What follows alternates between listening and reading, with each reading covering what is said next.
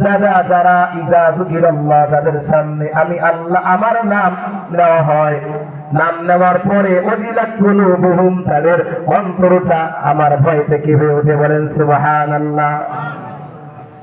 ওমর রাদিয়াল্লাহু তাআলা আনহু বলেন, আমি ঘটনা বলবো না, শুনে ইঙ্গিত দিয়ে যাব। এমন একটা সময় ছিল মানুষের অন্তরের ভিতরে রব্বে কারিমের এত ভয় ছিল, মানুষ কোনো দুর্নীতি করতে পারত না। কিন্তু বর্তমান সমাজে আমাদের ভিতরে একেবারে 100 ভাগের 2 ভাগও 1 ভাগও বললে ভুল হবে না যে আল্লাহ পাকের কোনো ভয় অন্তরে আমাদের নাই।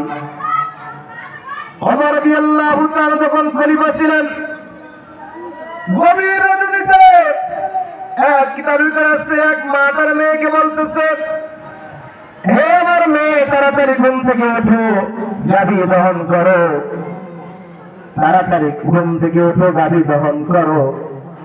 যে দুধ হবে, আমরা গরিব মানুষ, দুধের ভিতরে আরেকটু পানি বেশি মিশাও, দুধ একটু বেশি হবে।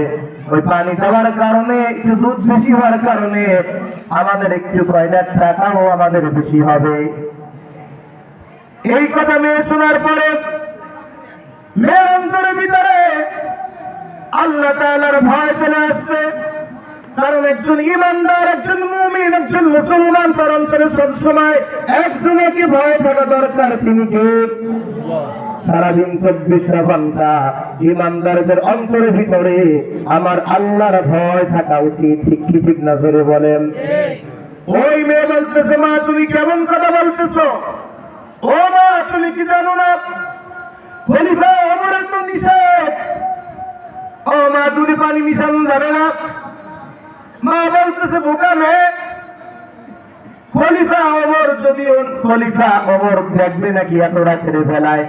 ঘটনা ক্রমে ওমর রাদিয়াল্লাহু তাআলা আনহু ওই ঘরের পাশ দিয়ে যাইতেছিলেন, আর ঘর থেকে যখন আওয়াজ আসতেছিল, ওমর রাদিয়াল্লাহু তাআলা আনহু এই মা এবং মেয়ের কথাবকন শুনতেছে। বলেন সুবহানাল্লাহ। এমন একজন খলিফা রাতে ঘুমাইতেন না। সমাজের ভিতরে কার কি অবস্থা দেখার জন্য রাতে ঘুমাইতেন না। এলাকার ভিতরে চাইতেন খোঁজখবর নেওয়ার জন্য। ওই মার মেয়ে যখন এই কথাবকন হইতেছে, মেয়ে জবান থেকে বলতেছে, মা এত রাতের বেলায় খলিফা ওমরের চোখে ফাঁকি দিতে পারি, খলিফা ওমর ঘুমাই আছে, নাও শুনতে পারে, কিন্তু মা খলিফা ওমর তো আমাদের বাদশা, আর বাদশারও একজন বাদশা আছে আল্লাহ। ও মা, আল্লাহ তো ঘুমায় না, ও মা, আল্লাহ তো ঘুমায় না। বলেন সুবহানাল্লাহ। ওয়াজিলাত কুলুবুহুম, ওই মেয়ের অন্তরটা কেঁপে উঠছে। কার ভয়তে? বলেন। ঘটনাই বলবো না, বুঝাইতে চেয়েছি। ও মুসলমান, তুমি আমি হাত দিয়ে কত অন্যায় করে যাচ্ছি। ওই আল্লাহর নাম আমি শুনতেছি, মসজিদের মুয়াজ্জিন আযান দিতেছে, হাইয়া আলাস সালাহ।